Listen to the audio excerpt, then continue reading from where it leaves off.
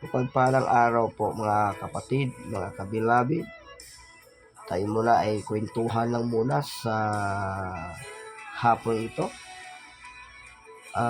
May papakita pa akong picture sa inyo. Nakikita mo bang picture na yan?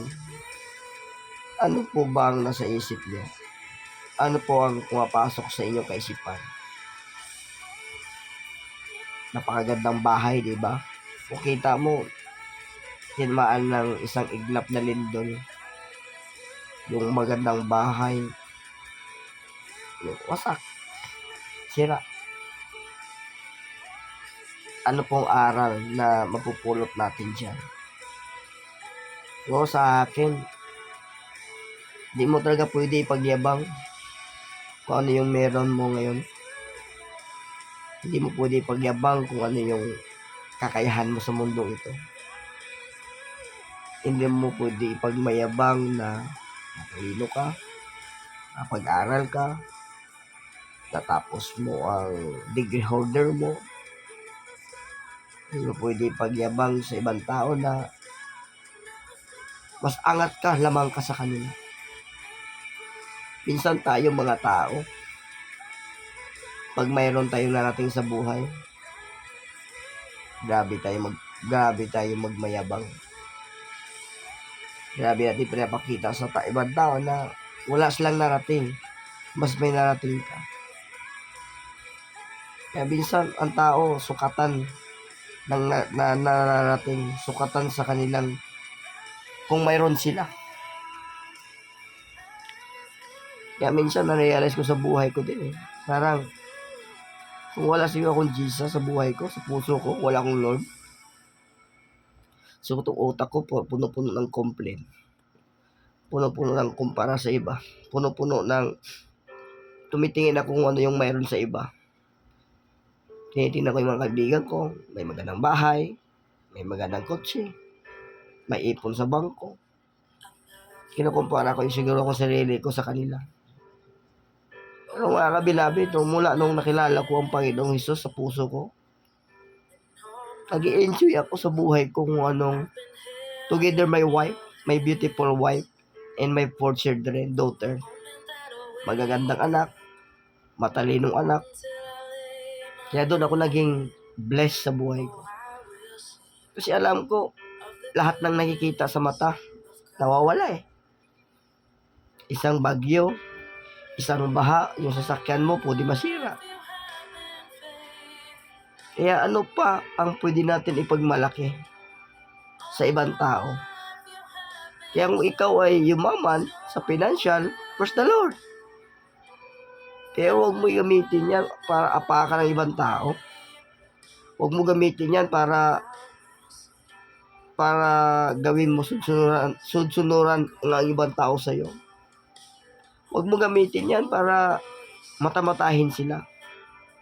Yung yaman na mayroon ka, milyon, trilyon, bilyon, huwag mo gamitin para kutsain sila. Gamitin mo dapat yan para sa kaluwalhatian ng Diyos. Kasi ang tao mamamatay Mamamatay ka din. Edad ka ng 60, lalabas na sakit mo. 50 years old pa lang, 40 years old pa lang, lumalabas na Pero kung ikaw may Kristo sa puso mo, tapos ang attitude mo ay hindi nagbago, parang kakaiba kang tao. Para bang hindi ba, parang yung kaisipan ni Kristo ay wala sa'yo. Kasi, pinagmamayabang mo Pero ang Panginoon, pinapakita niya ang kapangyarihan niya. Kita mo yung bahay na yan, ang daming biyak-biyak. Kahit gaano kagandang bahay, kahit gaano kagandang kotse, pag ang Diyos ang gumalaw, wala kang magawa. Wasak talaga. Pero kahit wala kang bahay, wala kang kotse maganda, pero ang puso mo ay nandun kay Jesus, ay, you are already blessed. You are already prosper. You are prosper mind. You are prosper eyes inside. You are prosper in spiritual. Sa espiritu, puno-puno ka ng kagalakan, kapayapaan, shalom sa buhay mo. Daanan ka ng matinding pagsubok, tinatawanan mo lang. Daanan ka ng maraming bayarin, tinatawanan mo lang. Daanan ka ng maraming pighati sa buhay, tinatawanan mo lang. Kasi alam mo, may Panginoon ka. Ang sabi sa Isaiah 41 verse 10, Fear not, for I am with you. Do not dismay, for I am your God. I will strengthen you. I will uphold you with my victory right hands. So the promise of God very clear. Fear not, for I am with you. Huwag ka matakot, kasama mo ako. Tutulungan kita, i-uphold kita, i-elevate kita, iangat kita. Sapagkat ako ay iyong Panginoon with my victory right hands. Sa pamagitan ng tagumpay ko sa iyo, kapatid.